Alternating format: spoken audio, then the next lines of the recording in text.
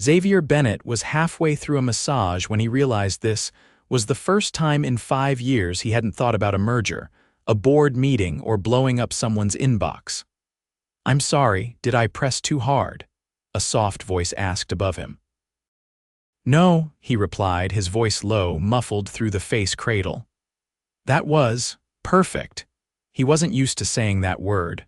Perfect. Nothing in his billion-dollar world ever was. Xavier had arrived at the exclusive Cloudstone spa under protest. His sister had practically shoved the retreat brochure into his face during brunch last weekend. "You're going to burn out, Xav. Take 3 days off. No phones, no staff, just silence and eucalyptus," he'd laughed.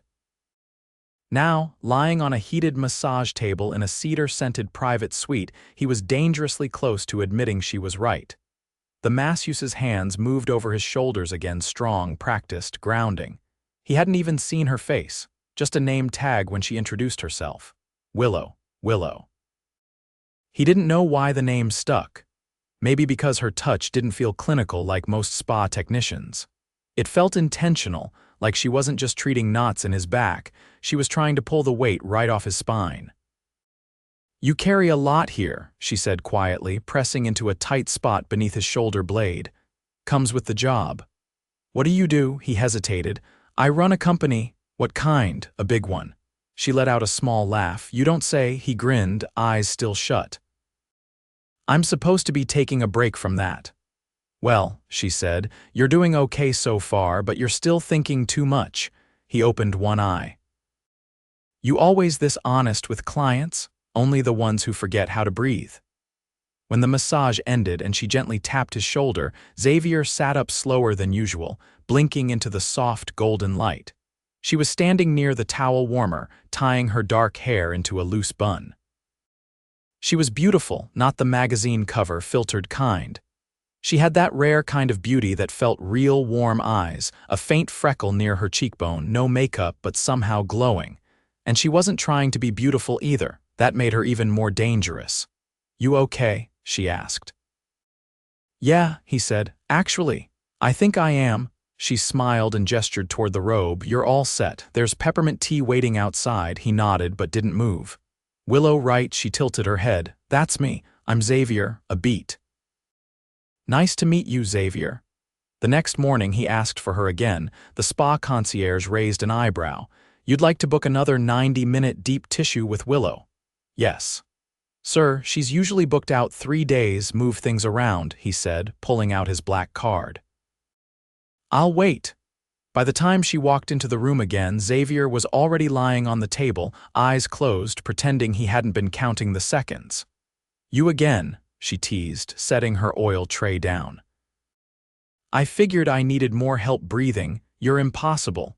You don't know me well enough to say that." There was silence for a moment, then she spoke, quieter this time. "You're not impossible, just tense, like the world's been sitting on your chest." He opened his eyes. "You're good at this," she smiled. "I've had a lot of practice reading people." After the second session, he didn't ask again. He just showed up every morning, same time, same room, same masseuse. He learned she liked honey instead of sugar in her tea. That she worked 6 days a week, because she was saving up to open her own wellness studio. That she dropped out of college to take care of her mother who had passed 2 years ago. That she liked rainy mornings and hated cucumbers. She didn't know a thing about him. Which was exactly why he kept coming back. On the 4th day, she met him at the door with a raised brow. "Aren't you supposed to be checking out this morning?" "I extended my stay," he said casually. "Of course you did. Don't act like you're not happy to see me." She gave him a look, but her cheeks pinked slightly. "You're not like most people who come here." He leaned against the door frame. "How so?" "They usually come to escape."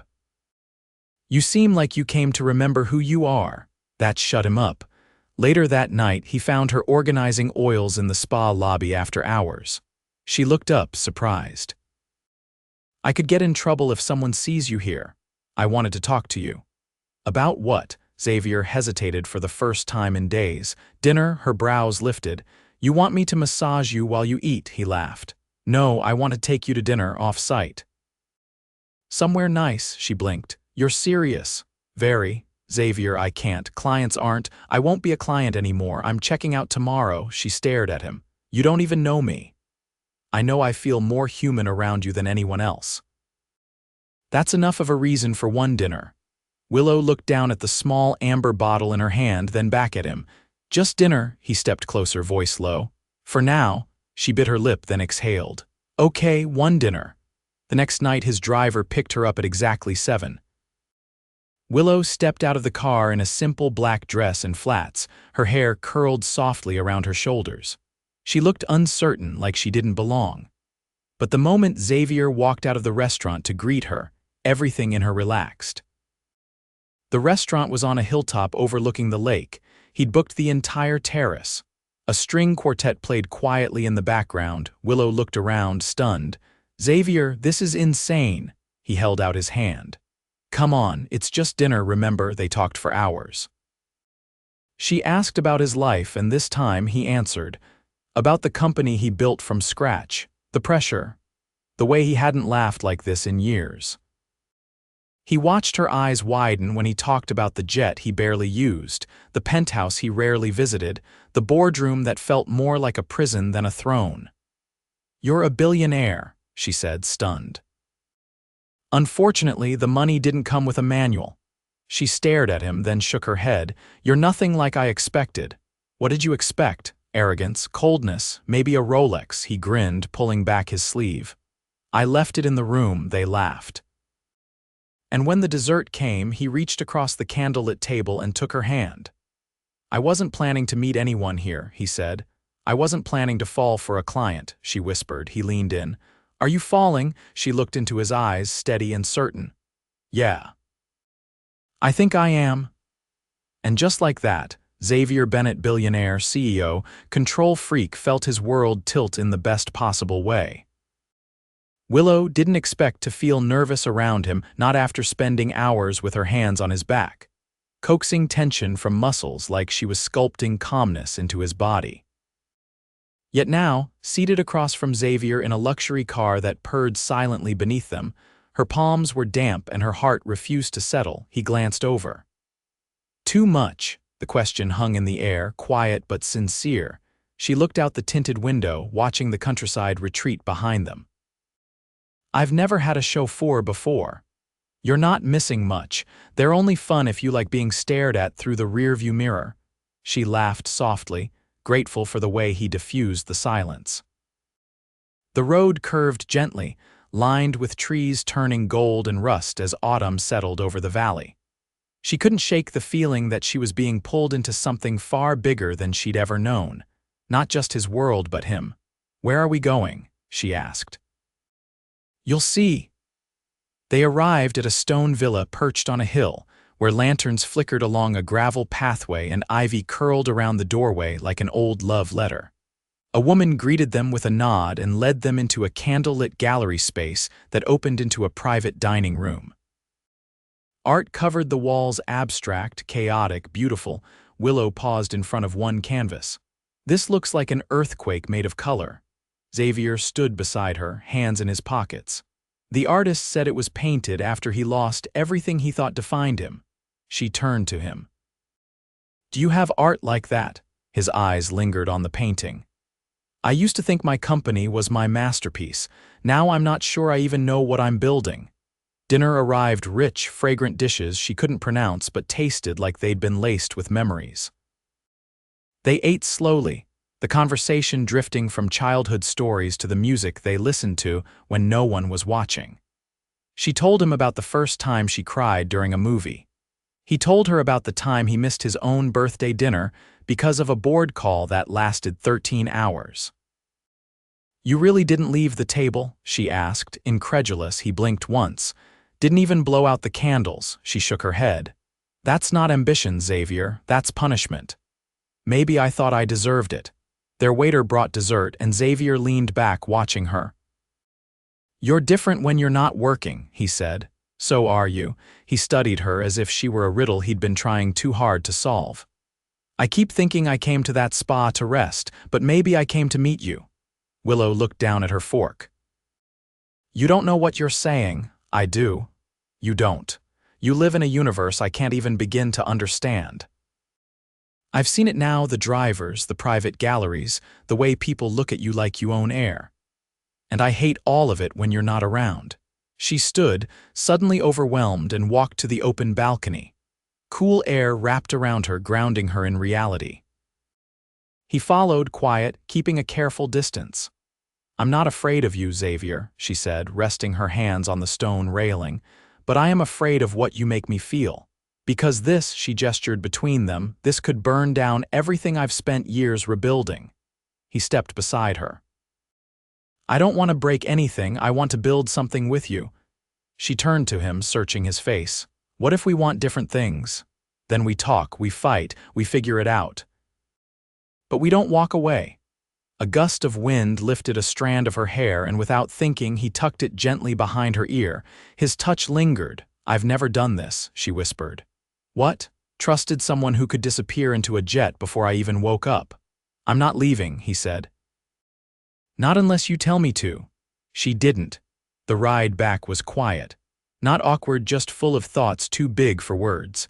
The next morning, Willow opened the spa's side door before sunrise, slipping inside before the staff arrived. She needed to move, to clean, to keep her hands busy so her heart didn't talk too loud. She was polishing the glass shelf near the entry when a voice stopped her. I was hoping I'd catch you here. She turned. Xavier stood in the doorway, holding a brown paper bag. I brought breakfast. And I asked the kitchen to make it extra boring so you wouldn't think I was trying too hard. She raised a brow. What's in it? Oatmeal, plain, no sugar, no cinnamon, just sadness and fiber, she laughed, and he looked relieved. They sat in the back corridor on a bench meant for folded towels, eating quietly from mismatched bowls. Do you ever think about leaving it all behind? She asked suddenly. The company, the pressure? Every day. Then why don't you? He pushed his spoon around the oatmeal. Because I spent so long building it, I don't know who I am without it. Willow set her bowl down. You're someone who shows up with breakfast, who listens, who makes people feel seen. He looked at her, truly looked. That's not who I used to be. Maybe it's who you are now.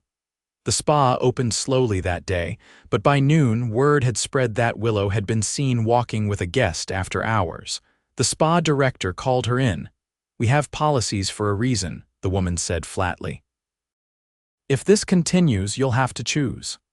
Willow left the office with shaking hands and went straight to the garden where Xavier had said he'd be raiding. He stood when she approached, noticing her pale face immediately. What happened?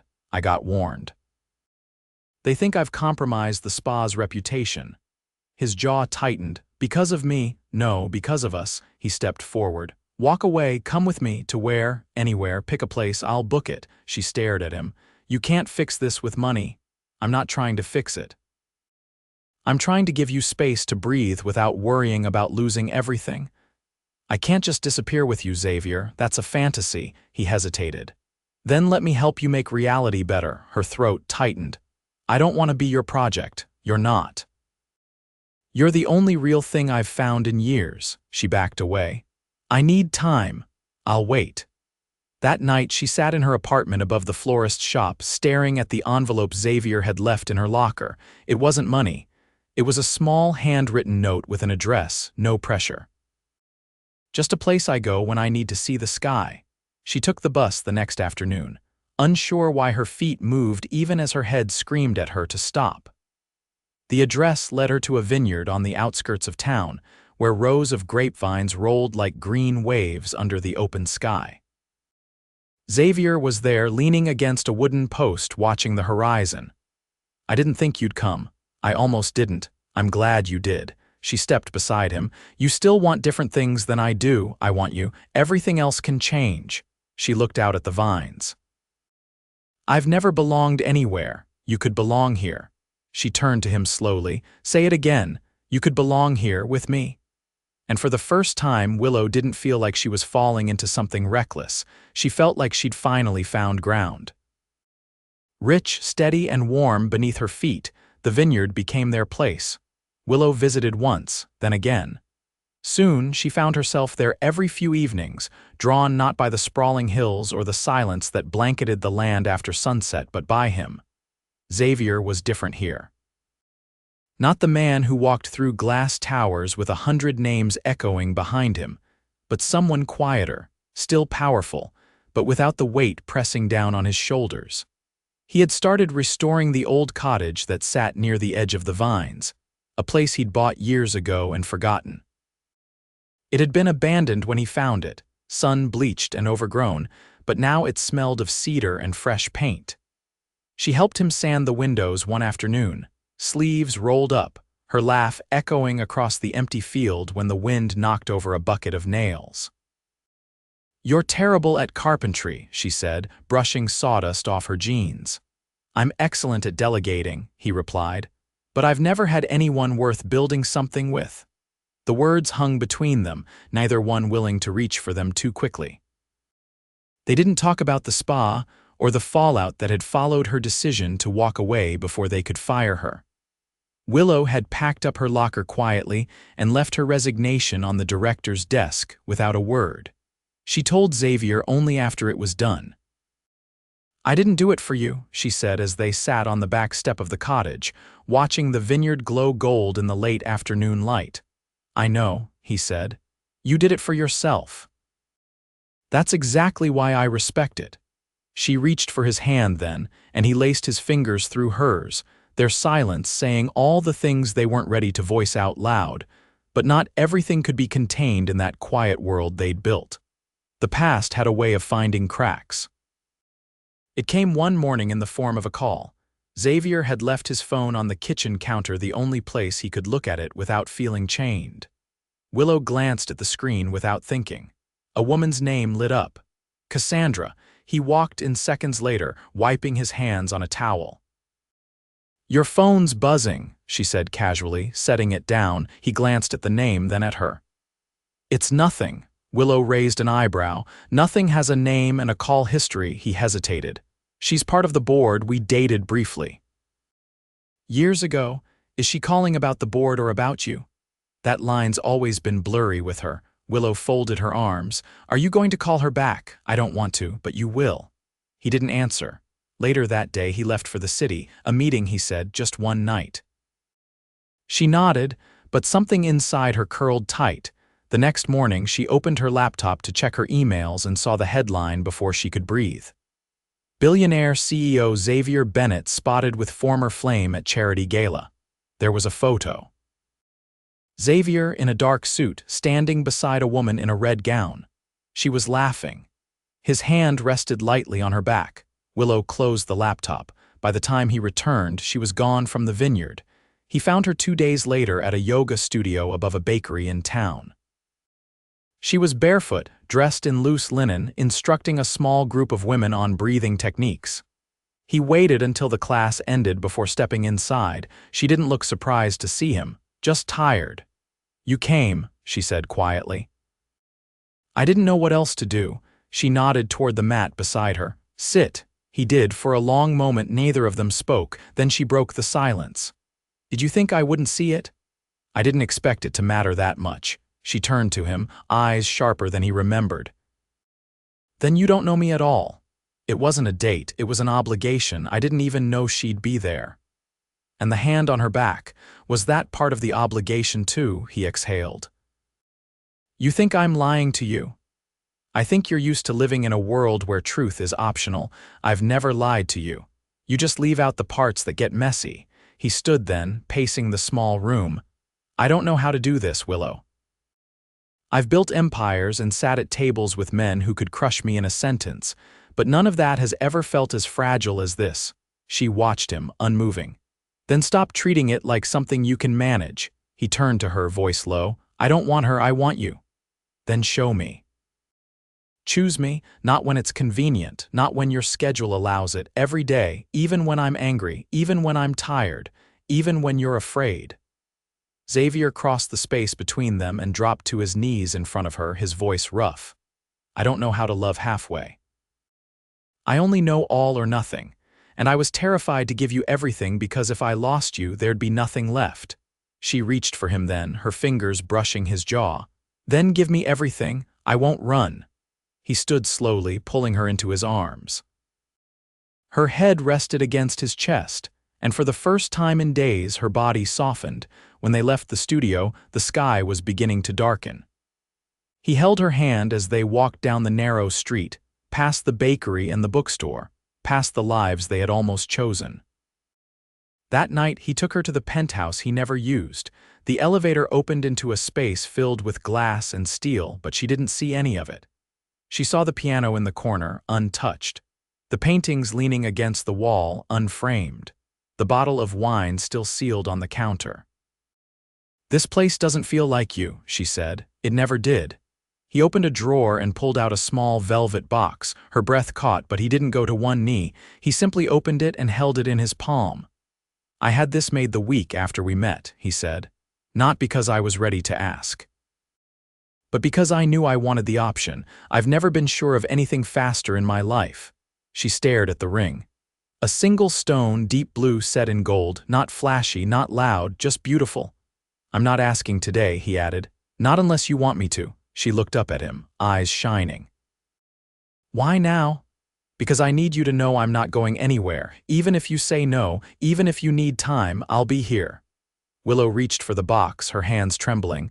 She closed it gently and looked up at him. "Ask me." His chest rose once sharply. "Willow Lane," he said, voice steady despite the storm behind his eyes, "will you marry me?" She didn't hesitate. "Yes." He slid the ring onto her finger, and when he kissed her, it wasn't urgent or desperate, it was quiet, certain. The skyline lit up behind them, but they didn't look out the window. The world could wait. They had just begun. The vineyard bloomed in late spring. Rows of emerald leaves stretched beneath the sun, and the air hung thick with jasmine and the soft hum of bees. Willow stood barefoot beneath the trellis outside the cottage, her fingers stained from the soil of the herb garden she'd started a week ago. Mint, lavender, basil, none of them grew in straight lines, but she liked that. Life wasn't tidy either. Inside, Xavier was on a call, the first he'd taken in days. She could hear his voice through the open window, calm, precise, yet different. He no longer barked orders or silenced rooms with his presence. He asked questions now, listened, paused. He stepped out holding 2 glasses of lemonade, freshly squeezed, the kind he never used to have time for. "I thought you hated citrus," she said, brushing the dirt from her palms. "I hated the taste of anything I didn't choose myself," he replied, handing her a glass. Willow took a sip, then leaned against the wooden post beside him. "How was the call?" "They want me back in the city next week." She nodded slowly. "Are you going?" "I'll go," he said. "But I'm not staying. I'll attend the summit, update the board, and then come back here." Her brow lifted. "You're sure?" "I'm not interested in being chained to a skyline anymore. I want roots." He reached for her hand, squeezing it lightly. "You're not doing this because of me, right?" He looked at her then, firm and steady. "No. I'm doing it because of who I am when I'm with you." They spent the next few days preparing for the trip. Xavier packed light, something Willow teased him about. He only brought one suit, one pair of cufflinks, and the slim black notebook he'd started keeping since they met, pages filled with sketches, ideas, and thoughts that had nothing to do with quarterly profits. Willow didn't accompany him. She insisted he needed to face that world alone, untethered. But before he left, she walked him out to the car and handed him a small cloth pouch. "What's this?" "A grounding stone," she said. "You hold it when you feel like things are spinning too fast." He opened it and stared at the smooth stone, a dull gray river rock worn at the edges. "You kept this?" "It was my mother's. She gave it to me before I had to speak at her memorial, said it helped her remember what mattered when everything else felt too loud." He looked at the stone, then at her. "You're giving me something sacred. I trust you." He kissed her forehead before stepping into the car. The city clawed at him the moment he arrived. Meetings bled into receptions, and every conversation came with a hidden request. Cassandra was there, of course, poised, polished, and careful with her words. She no longer tried to touch his arm or linger after board dinners, but her presence still carried a weight he couldn't ignore. One afternoon, she cornered him near the elevator. "You're different, Xavier. People tend to change when they stop pretending." She tilted her head. You were always good at pretending. He met her gaze evenly. Not anymore. The next morning, he wrapped up the summit with a presentation that stunned even his closest allies. He announced a 6-month sabbatical from daily operations, effective immediately. He would remain on the board, but the day-to-day would be handed to his second-in-command. Bennett Tech doesn't need me to run. It needs me to believe in it from a distance. He left the building without looking back. When he returned to the vineyard, Willow was in the kitchen, elbow deep in a bowl of flour. She didn't hear the door open, but when she turned and saw him, her entire body relaxed. "You're back early." "I couldn't wait another day." She wiped her hands on a towel, then stepped into his arms. He held her tightly, burying his face in her shoulder. "I kept the stone with me," he murmured. "Did it work?" "You did." Later that evening, they sat on the porch as the sun dipped below the hills. He pulled out the notebook and flipped to a page near the back. "What's that?" "A plan," he said. "For the studio," she blinked. "What studio?" "The one you're going to open, here." "On the property?" Willow stared at him, stunned. "Xavier?" "I spoke with the architect. We can convert the old barn on the east side, make it something beautiful. Wide windows, heated floors, custom tables. Enough space for classes, private sessions, even retreats." She opened her mouth, but he held up a hand. "I'm not doing this for you. I'm doing it with you. I want to build something that matters, something real, and I want to do it beside you." Tears welled in her eyes, unbidden. "I didn't ask for this. That's why you deserve it." She let herself cry then, just for a moment, letting his shoulder catch the weight of it all. When she pulled back, she was smiling. "I don't know what I ever did to deserve you. You ruined my massage and made me remember what breathing felt like." They laughed, and he kissed her, soft and slow. Over the next few months, the barn transformed. Mornings began with coffee on the porch, and afternoons were filled with meetings with designers, patching paint samples to wood beams and long walks through the vines. They argued once about the color of the flooring. She wanted warm tones, he preferred slate. She won. Willow taught her first class in the studio on a crisp Saturday morning. Xavier watched from the hallway, unseen, pride swelling in his chest as she guided 10 people through movement and breath. She didn't sound like someone performing, she sounded like someone remembering. That evening, they hosted a small gathering under the stars. Strings of lights hung between trees, and a jazz trio played softly near the fountain. Their friends came, some from town, others from the city. Even Xavier's sister arrived, wrapping Willow in a hug before pulling Xavier aside. "You look like someone who finally stopped running." "I did," he said. "Best decision I ever made." As the night wore on, Xavier slipped away and returned holding a slim black box. Willow's eyes widened, but he shook his head. "No more rings," he said. "This is different." She opened it slowly. Inside was a silver pendant shaped like a leaf, simple, elegant, and familiar. "It's from the eucalyptus tree outside the massage room," he said. "I had it cast from one of the leaves." She touched it gently. "You remember that tree?" "I remember everything about that day. I remember your voice. I remember how you never asked who I was. I remember how I felt like myself for the first time in years." She closed the box and reached up to trace his jaw. "Do you know what I remember?" she said. "That you didn't run from me when things got hard. You built something with me instead." They danced under the stars, no music needed now. Just the sound of the wind, the vineyard, and their breath moving in sync. At the end of the night, long after the last guest had gone, Xavier carried her inside the cottage. She kicked off her shoes at the door and looked up at him, the pendant catching moonlight against her skin. "We've come a long way from spa rooms and awkward introductions, and we're just getting started." He reached for her hand and pulled her close. "Marry me next spring," he whispered. "You already asked me," she teased. "I know, but I want to say it again. Every season, every year, I want to keep choosing you." She rested her head against him. "Then I'll keep saying yes." And as the vineyard slept beneath stars and the scent of lavender drifted in through the open window, Xavier Bennett, once a man who ruled from boardrooms and skyscrapers, found peace not in power, but in love that asked for nothing but presence. And in Willow's arms, he finally understood.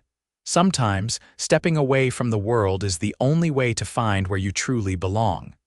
The days grew longer, and the vineyard settled into a rhythm that felt permanent. Willow's studio thrived, filled with warmth, laughter, and the quiet kind of joy that came from people learning how to reconnect with themselves. Every morning she walked the path from the cottage to the barn barefoot, the grass still cool with dew, and every evening she returned to open arms that never failed to catch her. Xavier had begun writing again. Not emails or strategic memos, real writing. Thoughts, observations. Pages filled with ideas that didn't need to earn profit, only clarity. He'd started working with a local school, mentoring teens interested in entrepreneurship quietly, without press or photo ops. He didn't want recognition. He wanted to give them what he never had, someone to believe in them before they succeeded. One evening in late May, Willow sat on the porch stringing eucalyptus leaves onto twine, making garlands for the open house she was planning. The studio had been open for 4 months, and she wanted to thank the community for embracing her dream. Xavier stood nearby, holding a small wooden crate filled with the last of the wine from the previous season. He watched her fingers move with ease. "You've always been good with your hands," he said. She looked up, playful. "That's a strange compliment. I mean it. You build things, not just with tools, with people, with space. You don't force anything. You let it become what it wants to be." She tied off the garland, then rested the twine in her lap. "I used to think I had to hold everything together or it would all fall apart. Now I know I just needed to stop clinging so tightly." He set the crate down and walked over, crouching beside her. "You've changed me," he said quietly. "Not because you asked me to, just by being exactly who you are." Her brows lifted slightly as if she felt something shift in the air. "What are you saying?" "I'm saying I wake up and I want to be better, not richer, not more powerful, just better for you. For us, for the life we're building." She reached for his hand, threading her fingers through his. "You already are." The open house was a sun-drenched celebration of everything they'd built together. Long tables were set up beneath the trees, draped in linen and wildflowers. Local musicians played acoustic covers of classic songs, and children ran barefoot through the vineyard, their laughter trailing like ribbons in the air. Willow wore a soft blue dress that fluttered around her knees, her hair pinned back with wild rosemary.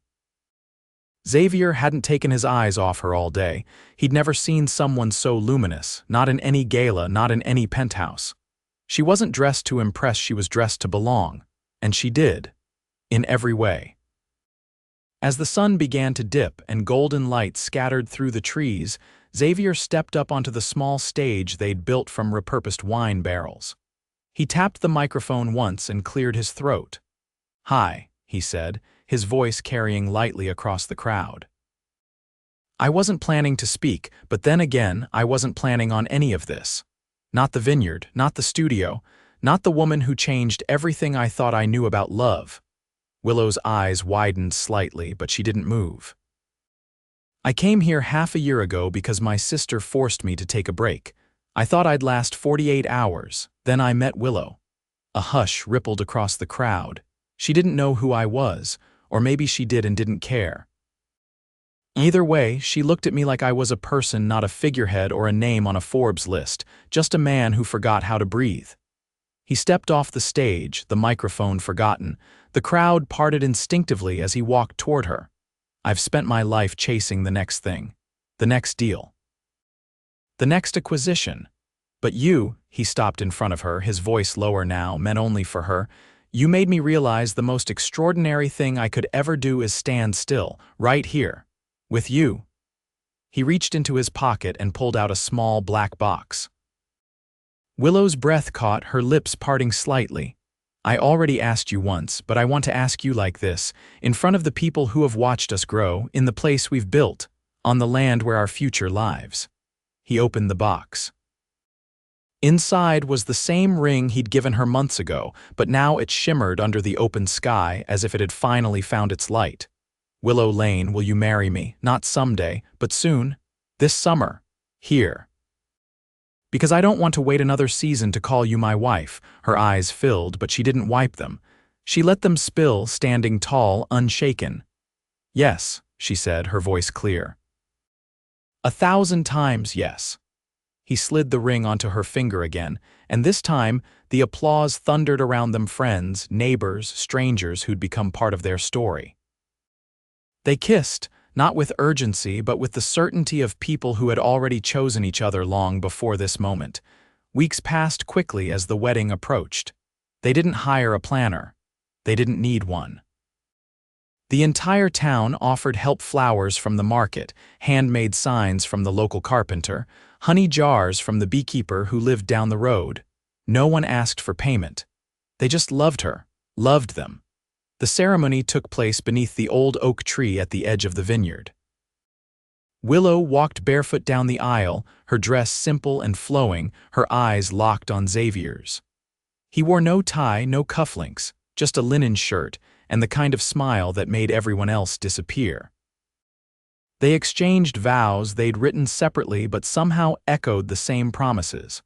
To choose joy, to hold space, to be each other's safest place. There were no fireworks, no grand spectacle. Just hands held tightly and hearts laid bare. After the ceremony, they danced beneath the stars. No choreographed steps. Just two souls moving as one, surrounded by the life they'd created from nothing but trust and time. Later that night, as guests lingered, Willow pulled Xavier aside and led him down the path past the studio, past the garden, all the way to the hillside where the rows of vines stretched long into the dark. She stopped and turned to him, her fingers grazing his arm. "I was thinking," she said, "we should build a second cottage." He tilted his head, curious. "For what?" She placed his hand gently over her stomach. "For the future." He froze, eyes searching hers. "You're sure?" She nodded, laughing through her tears. "I found out yesterday. I wanted to tell you when it was just us." He pulled her into his arms, lifting her from the ground in one smooth motion, spinning her once before setting her down. "I didn't think my heart could hold more," he whispered. "But here we are." They stood quietly for a moment, the vineyard sleeping around them, the stars watching like old friends. And in that stillness, in that perfect, unrepeatable silence, Xavier and Willow knew they had finally arrived not at an ending, but at the beginning of a life that would only grow richer, deeper, and more beautiful with time, together. Always.